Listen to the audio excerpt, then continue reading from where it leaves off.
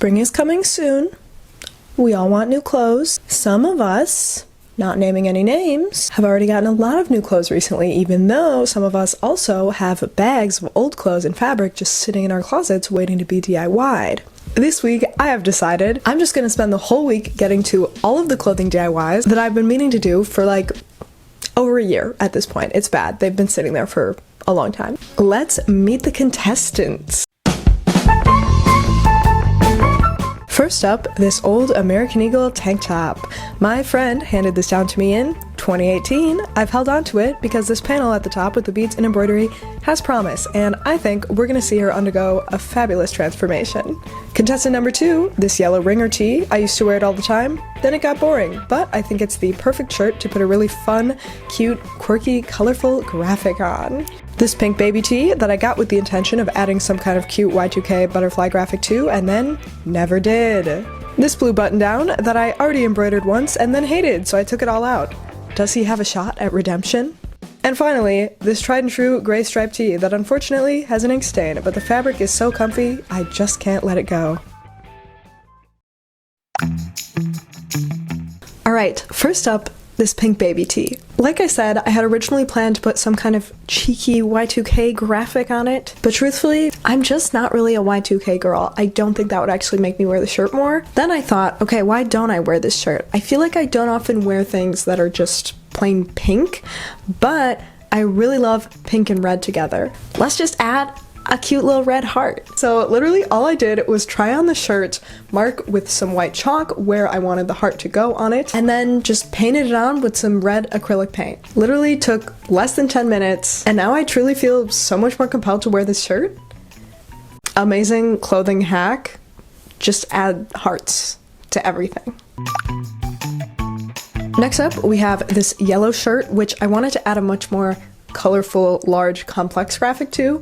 So I took to my iPad to sketch out an idea. Obviously you can do this on paper, whatever you have. I knew I wanted a bunch of colorful flowers, and so I just played around a bit with the arrangement and the colors, and then after literally just using chalk to like circle the general area of the shirt where I wanted the graphic to go, I just kind of went at it freehand. I just kind of did what I thought seemed right. I adjusted things as I went so that they would fit with what I had. Also, I know this is kind of a lot for just a shirt DIY. This isn't like necessarily something everyone can easily replicate. This is just some inspiration to play around, go big, use color, create whatever vision you can at your skill level. Also, isn't this soothing to watch? Like, honestly, way more relaxing to watch than to do, I have to say. Oh, and then I just let this dry for, I don't know, like an hour?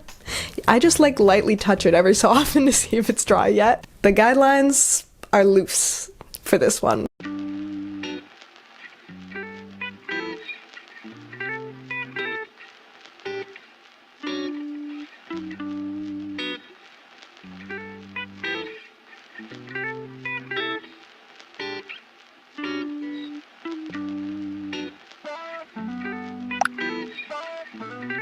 Alright, next up we have this blue button up. First I wanted to crop the shirt to make sort of a boxy silhouette that looked a little more tailored to my body. So I tried it on, noted which button I wanted to cut by, and then just chopped straight across. Then I did remove the bottom button with my seam ripper. You could probably also do this with scissors, just very carefully. Then, finally, the moment I'm sure you've been waiting for since you saw this shirt, ironing.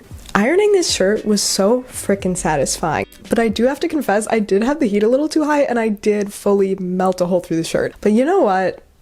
We didn't have time to fix that right now. We're gonna worry about that another day. Then I realized I did not have the right color thread to hem things, so I just pinned it all in place and moved on to the next step. So the next step for this shirt was embroidery. So again, I took to my iPad to sketch a design idea, which turned out to take like 2 minutes and was quite simple, but still a valuable step. Then I lightly drew the design onto the shirt with a white pencil, which you cannot really see, but just trust that it's there, and then went to it. Please enjoy these very satisfying thread pulls. Wow, so smooth, so gratifying. We love to see it. Also, I did end up going back over the red flower part at the end to make the lines like twice as thick so they would stand out a little more from the blue. But I didn't film that because I was like, you get the idea already. Finally, the next day, after a trip to the craft store to find the right color thread, I got ready to hem everything, and then I realized a rolled hem would be better to hide all those frayed edges and contain them. So I repinned everything, folded up one more time so it would be rolled, and then finally hemmed the shirt.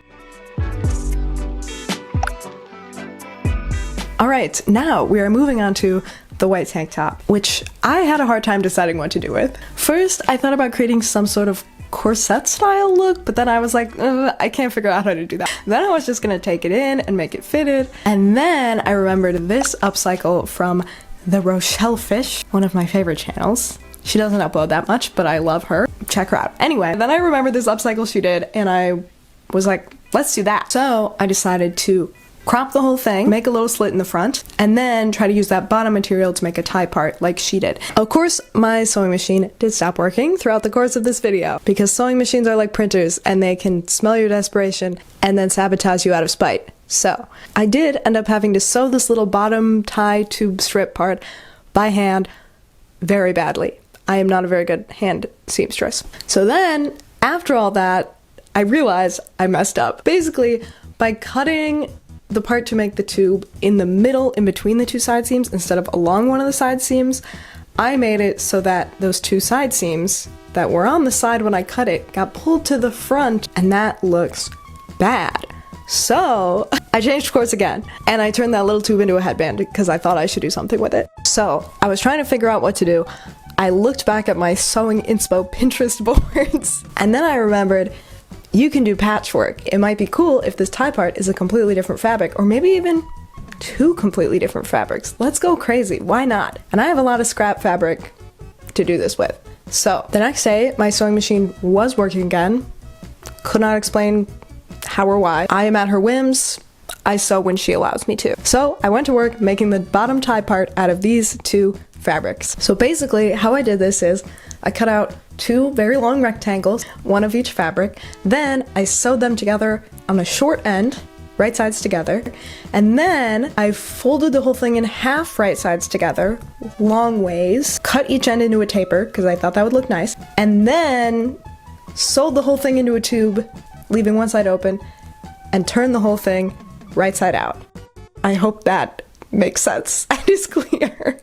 Oh, and then to close up the one open end, I just folded the raw edges into the inside of the tube for both sides, and then sewed a straight stitch across. Then, to attach it to the bottom, I kind of just put the original shirt on my body and then pinned the bottom tie part where I wanted it to land on the shirt, like while I was wearing it. I definitely did this wrong. Like, this can't be the technically correct way to do this, but it was the most intuitive way to me and seemed like it involved the least math, so I just went for it. I truly don't know anything about sewing, but the good news is you don't have to know anything about sewing either to DIY some clothes. Anyway, then to attach it, I sewed a straight stitch right across, and then I just cut off the excess of the white shirt that was poking out.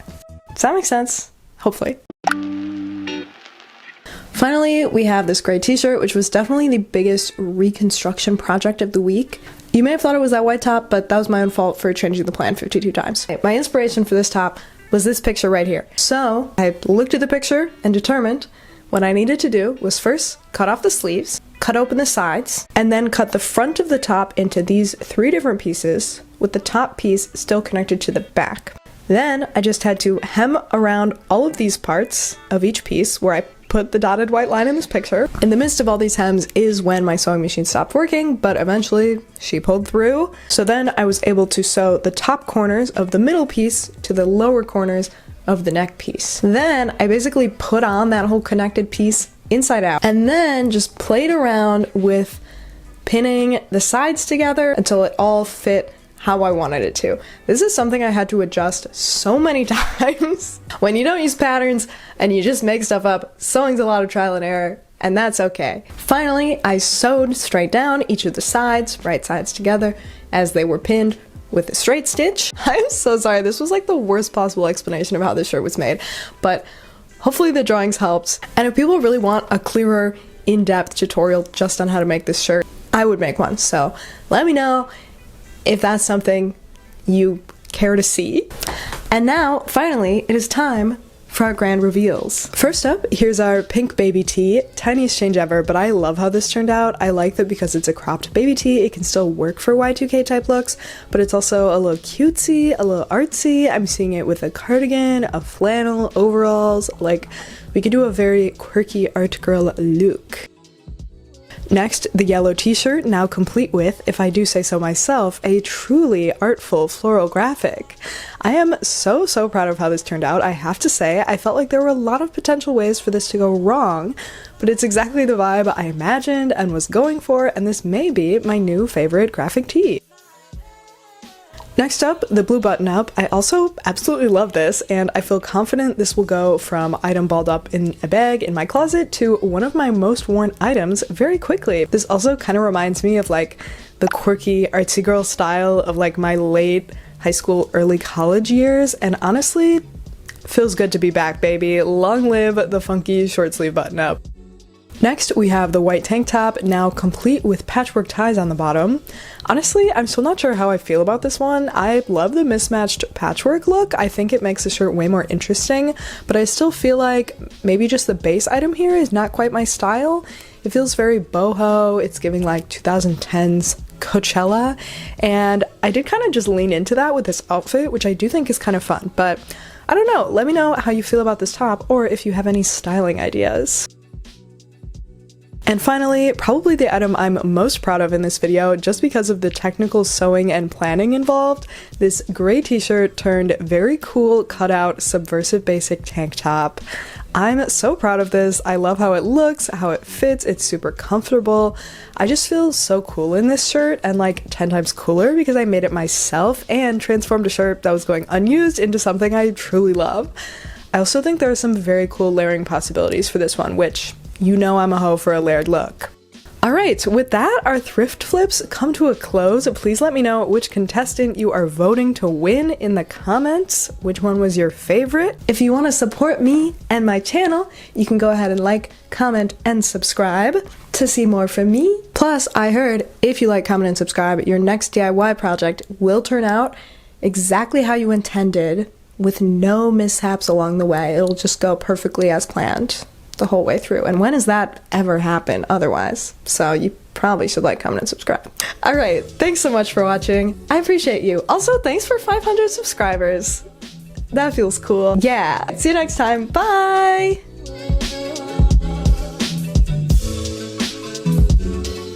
So literally all I did was try on the shirt.